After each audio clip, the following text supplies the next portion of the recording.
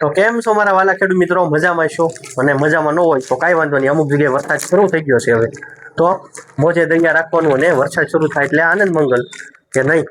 અને આપણે કાલે વૃક્ષો વાવવાથી તમને લાઈવ બતાવ્યું હતું કાલે સાંજે વિડીયો હતો, તો પણ તમે પણ વૃક્ષ વાવજો, કેમ કે એ તો હું કહેવાનો છું.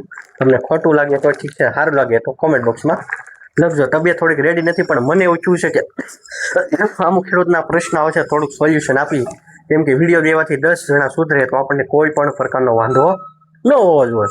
રેડી?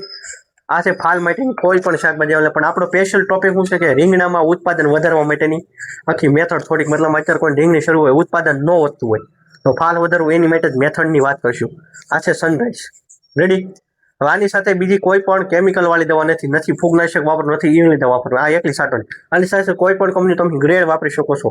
0.134 અથવા લિક્વિડ ફોર્મમાં કોઈ પણ કંપની વાપરી શકો. જો મારી પાસે 0.134 ટાઈપનું આ ખાતર ગયો, આ બેનો મિક્સમાં કોમ્બિનેશન તમે કરી શકો છો, પણ બીજી કંપનીનું આવું આવતું હોય તો વાપરી શકો છો. આ બંનેનું કોમ્બિનેશન એક સાથે તમે શાકભાજીમાં દેશો એટલે ફૂલડાની ન પૂછો વાત, ફ્લાવરિંગ થઈ જશે. રેડી? ઉત્પાદન વધશે, કેમ કે ઘણા ખેડૂત છે મારે આ દવા 3 વખત 2 વખત લઈ ગયા, એવા મારી પાસે ઘણા અનુભવ છે ખેડૂતના કે આ વસ્તુ સારી છે એટલા માટે. રેડી?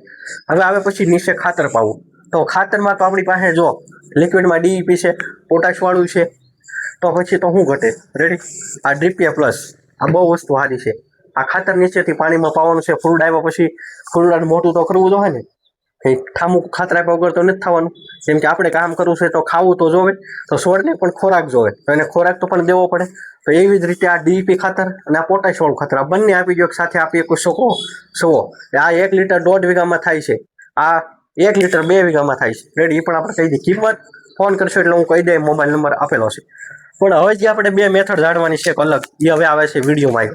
પતાકડા તો રોજ આપણે વિડીયોમાં બતાવીશું, એટલે પતાકડા વિશે કંઈ સારું ડિટેલમાં જતા નથી. કોઈ પણ શાકભાજી રોપો એમાં આવા ગલગોટાને કેવા રોપા તૈયાર કરીને નાખવાનું. શું લેવા કે મધમાખીનું આકર્ષણ થાય એટલા માટે. મધમાખી આવશે તો રીંગણાની શાઇનિંગ ફ્લાવરિંગ ઓછું કરશે. તેમ શું લેવા મતલબમાં એનું ફલીકરણ કરે, પ્રયાગરાજ મતલબમાં બીજા ફૂલોડાનું આમાં લાવે. આપણી પાસે એનું પૂરું નોલેજ નથી, પણ આ ગલગોટાના રોપા તમે આવું પીળા મળે તો પીળા, કેસરી મળે કેસરી, આપણી પાસે બિયારણ હાજરમાં છે નાના પેકિંગમાં. રેડી? આ એક પેકિંગની અંદર 20 થી 25 બી નીકળે છે. હવે કોકને એમ થાય કે મારે ઓડું મોટું પેકિંગ ક્યાં 2025 લેવા જવું, તો આ વસ્તુ કેટલાનું આવ્યું તમને કહી દે ફોન કે આની અંદર 20 થી 25 બી નીકળે છે અંદર. રેડી? આ તમારે લેવા આપણી દુકાને મળી રહેશે. રેડી?